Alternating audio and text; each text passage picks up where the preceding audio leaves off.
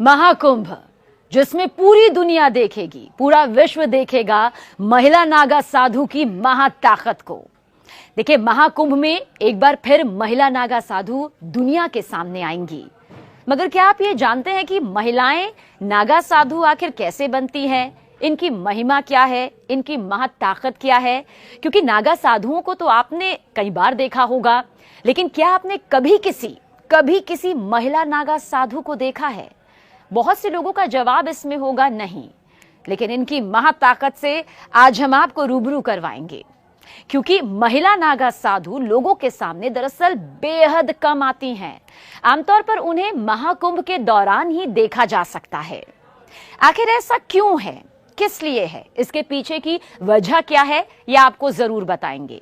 ये भी बताएंगे कि महिला नागा साधु आखिर रहती कहां पर हैं, क्यों वो दिखाई नहीं देती, लेकिन महाकुंभ उनके बिना अब अधूरा नजर आता है।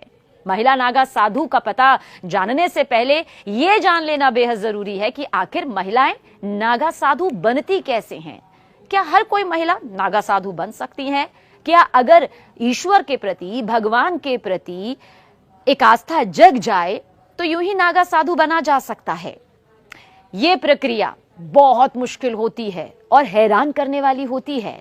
तो आइए आपको बताते हैं चरणबद्ध तरीके से कि आखिर महिला नागा साधु कैसे बना जाता है। लेकिन उससे पहले कुछ और तथ्यों के बारे में भी यहां पर जान लेते हैं। देखिए, जिस तरह से पुरुष नागा साधु होते हैं ना, ठीक उसी तरह से महिला नागा साधु भी होती हैं। पुरुषों की तरह महिलाएं भी नागा साधु बनती हैं। महिला नागा साधु बनना बिल्कुल आसान नहीं होता। कहा जाता है कि महिला नागा साधु बनने की जो राह होती है वो बेहद कठिन होती है। महिलाओं के नागा साधु बनने की प्रक्रिया बहुत मुश्किल होती है। जितना सरल ये आपको लग सकता है, उससे कई गुना एक प्रक्रिया है जिसका सामना महिलाओं को नागा साधु बनने के लिए करना ही होता है।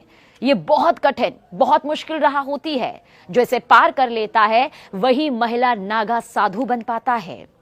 महिला नागा साधु बेहद मुश्किल, कठिन तप करती हैं।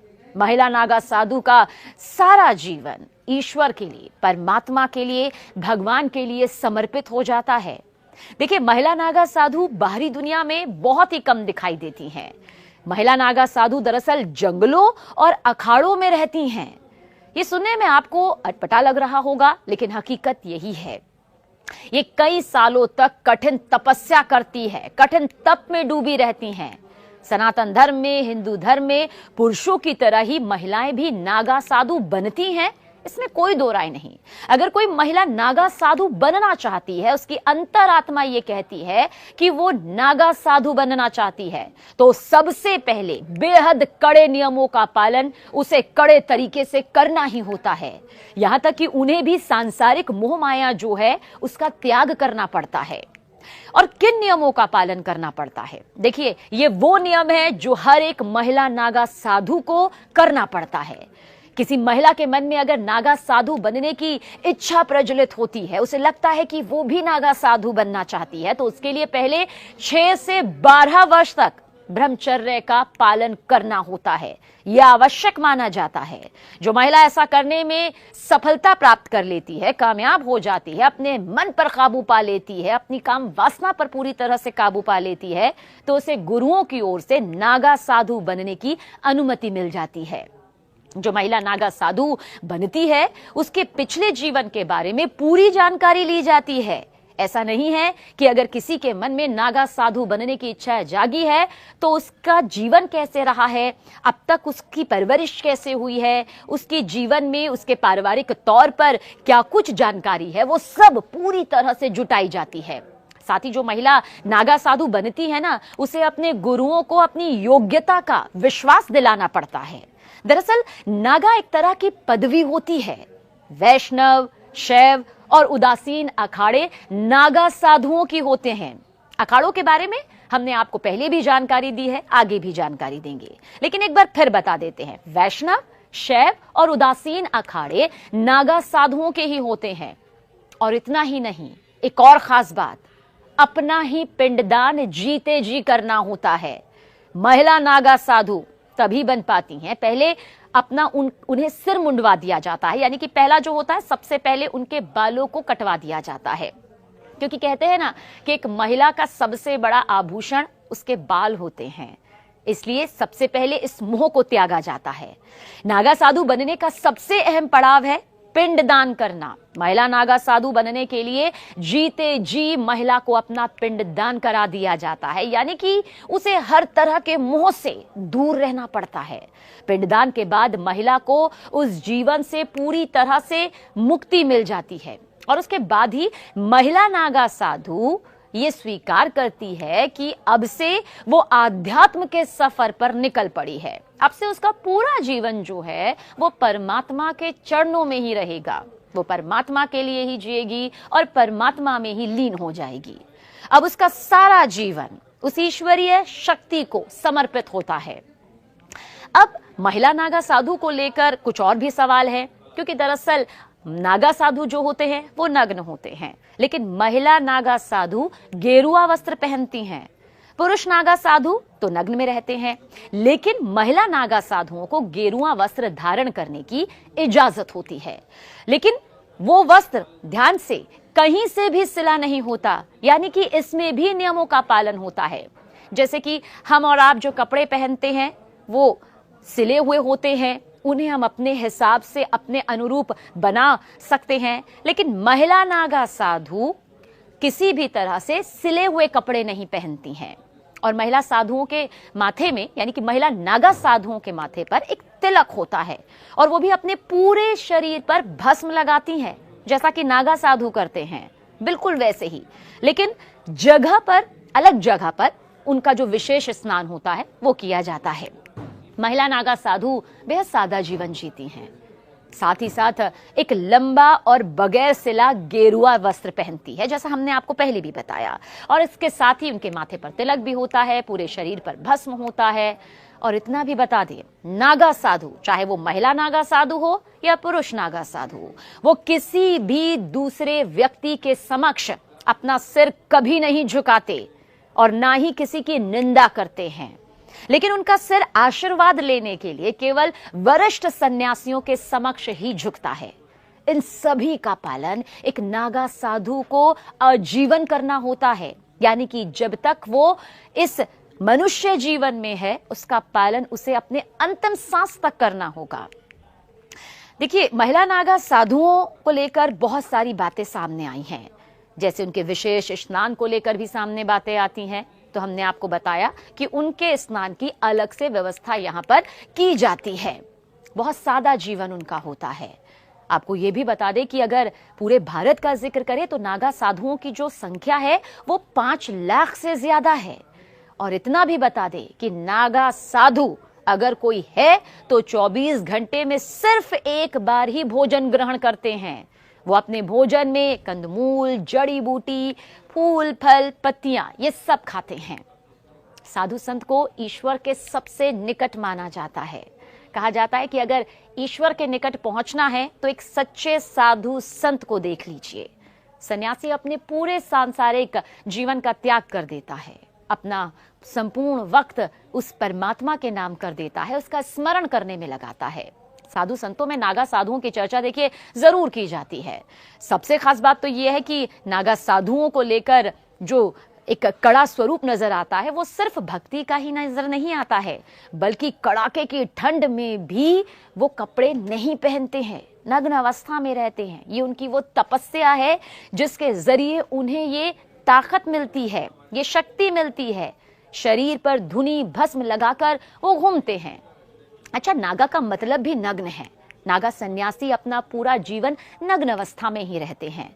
नागा सन्यासी बनने की प्रक्रिया हमने आपको बताई कि कितनी लंबी है, कठिन है। और अखाड़ों के जरिए नागा सन्यासी यहाँ पर बनाए जाते हैं, यानी कि नागा सन्यासी बनने के लिए अखाड़ों की मान्यता चाहिए होती है। ऐसा नहीं है कि नागा सन्यासी अपने आप कठिन तपस्या करके गेरुआ वस्त्र पहनकर बन जाते हैं। हर अखाड़े की अपनी मान्यता होती है, हर अखाड़े की अपनी परंपरा होती है और उसी परंपरा के तहत, उसी नियमों के तहत उनको दीक्षा दी जाती है। कई अखाड़ों में तो नागा साधुओं को भुट्टो के नाम से भी बुलाया जाता है। लेकिन अब प्रचलन में नागा साधु ही है। कितना जटिल इनका जीवन होता है, और वही जटिलता जो होती है एक तपस्वी के चेहरे पर नजर भी आती है। इनका युद्ध कौशल गजब का माना जाता है, और यही वजह है कि ये महाकुंभ की रौनक बन जाते हैं, महाकुंभ की शान बन जाते हैं। बताया जाता है कि किसी भी इंसान को नागा साधु बनने के लिए 12 साल का लंबा समय लगता है। नागा साधु बनने के बाद वो गांव या शहर की भीड़ भाड़ भरी जिंदगी को त्याग देते हैं।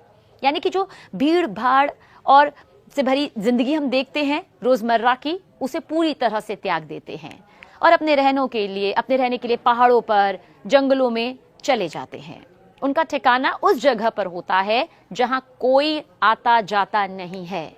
नागा साधु बनने की प्रक्रिया का हम जिक्र कर रहे हैं तो इसमें यह भी बता दें कि जो शुरुआत के 6 साल होते हैं वो बहुत महत्वपूर्ण होते हैं, क्योंकि इस दौरान वो नागा साधु बनने के लिए जरूरी जानकारी हासिल करते हैं, और इस अवधि में वो सिर्फ लंगोट पहनते हैं। वो कुंभ मेले में प्रण लेते हैं, जिसके बाद लंगोट को भी त्याग देते हैं और पूरा जीवन कपड़ा धारण नहीं करते, वस्त्र नहीं पहनते। नागा साधु बनने की प्रक्रिया की शुरुआत देखिए, सबसे पहले ब्रह्मचर्य की शिक्षा लेनी होती है। इसमें सफलता प्राप्त करनी होती है, और अगर इसमें सफलता प्राप्त हो जाती है तो महापुरुष दीक्षा दी जाती है, और इसके बाद यज्ञोपवीत होता है। क्या होता है ये? इस प्रक्रिया को किया जाता है और उसके बाद वो अपने परिवार का पिंडदान करते हैं, जिसे बिजवान भी कहा जाता है।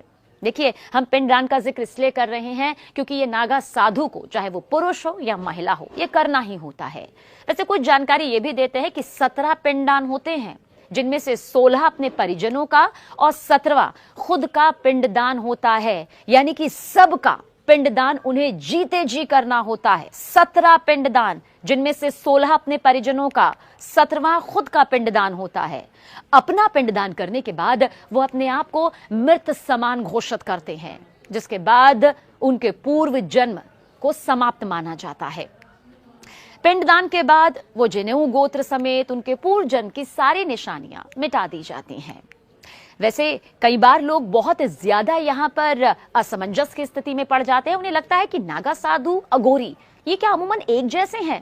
तो देखिए, वैसे तो हम महिला नागा साधु का जिक्र कर रहे हैं, लेकिन ये जानकारी भी आप तक पहुंचाते हैं। देखिए, अघोरी जहां तंत्र साधना करते हैं, एकांत में रहते हैं, तो वही नागा साधु मंत्र साधना और योग करते हैं। समझिए, अघोरी तंत्र साधना करते हैं, वहीं पर नागा साधु जो हैं वो मंत्र साधना करते हैं, योग करते हैं, और सामाजिक स्तर पर नागा साधु काफी सक्रिय रहते हैं। वो धर्म की रक्षा के लिए प्रतिबद्ध रहते हैं और समय आने पर युद्ध तक के लिए तैयार हो जाते हैं। इन्हें युद्ध कला में पारंगत माना जाता है।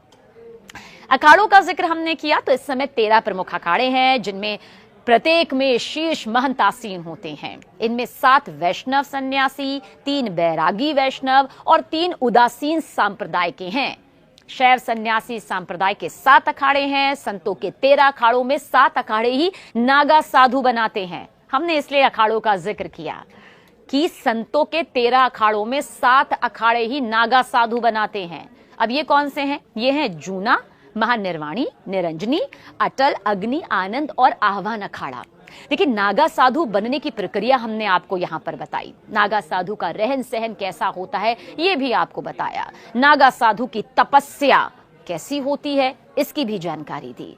लेकिन नागा साधु एक तरह से सैन्य पंथ है, यानी कि युद्ध करने वाला। सिर्फ तपस्या करने वाला तपस्वी ही नहीं, बल्कि युद्ध करने वाला, वक्त आने पर अपना युद्ध कौशल दिखाने वाला। और वो एक सैन्य रेजिमेंट की तरह बंटकर रहते हैं और अपने त्रिशूल, तलवार, शंख, चिलम से इस दर्जे को दर्शाते भी हैं। देखिए, नागा साधु जो हैं वो कुंभ महाकुंभ के अवसर पर ही दिखाई देते हैं। कुंभ मेले में नागा साधुओं को लेकर खास आकर्षण भी रहता है, और भारतीयों के साथ ही जो विदेशी श्रद्धालु आते हैं, विदेशी सैलानी आते हैं, इन्हें जानने की चाह उनमें भी उतनी ही नजर आती है।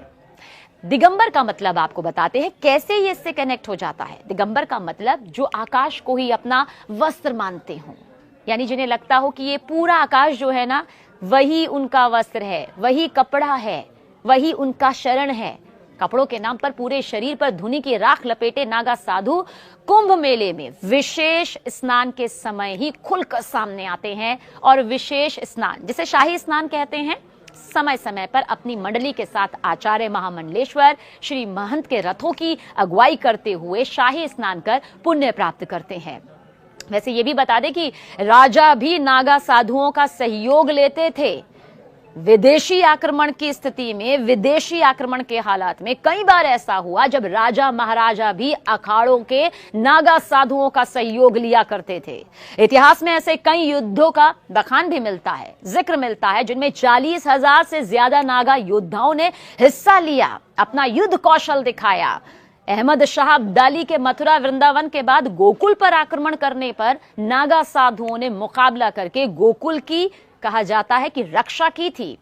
भारत की आजादी के बाद इन अखाड़ों ने अपना सैन्य चरित्र त्याग दिया, लेकिन अखाड़ों के प्रमुखों ने भारतीय संस्कृति और दर्शन के सनातनी मूल्यों का अध्ययन किया, अनुपालन किया और संयमित जीवन व्यतीत करने का आदेश दिया। कोई भी अखाड़ा, चाहे वो कोई भी अखाड़ा हो, अच्छी तरह, पूरी तरह जांच पड़ताल करके ही योग्य व्यक्ति को ही प्रवेश देता है। सबसे पहले लंबे समय तक ब्रह्मचारी के रूप में रहना होता है, फिर उसे महापुरुष, फिर उसे अवधूत बनाया जाता है। अंतिम प्रक्रिया महाकुंभ के दौरान होती है, जिसमें उसका खुद का पिंडदान यानी कि दंडी संस्कार आदि कराया जाता है, जिसे हमने बताया बिजवान भी कहा जाता है। और अंतिम परीक्षा दिगंबर और फिर श्री दिगंबर की होती है। दिगंबर नागा एक लंगोटी धारण कर सकता है, लेकिन श्री दिगंबर को बगैर कपड़े के रहना होता है। एक बार फिर से बताते हैं, अंतिम परीक्षा होती है नागा साधुओं की दिगंबर और फिर श्री दिगंबर की। दिगंबर यानी नागा एक लंगोट धारण कर सकता है, लेकिन श्री दिगंबर को बगैर कपड़े के रहना होता है और वो इस पूरे आकाश को ही अपना वस्त्र मानता है। तो देखा, जिन नागा साधुओं को आप देखते हैं महाकुंभ में, वो महज सिर्फ साधु नहीं है, उनके पीछे की तपस्या, उनके पीछे की कहानी नहीं, बल्कि हकीकत कितनी ज्यादा मजबूत है। और ऐसे ही महिला नागा साधु को भी इसी प्रक्रिया से गुजरना पड़ता है। तो इस बार जब महाकुंभ में आप महिला नागा साधु और नागा साधुओं के दर्शन करें, तो महज दर्शन के तौर पर ना करें, बल्कि समझिए कि आखिर कितनी कड़ी तपस्या और 12 साल का जो लंबा सफर रहा, उसके बाद तैयार होते हैं ये नागा साधु।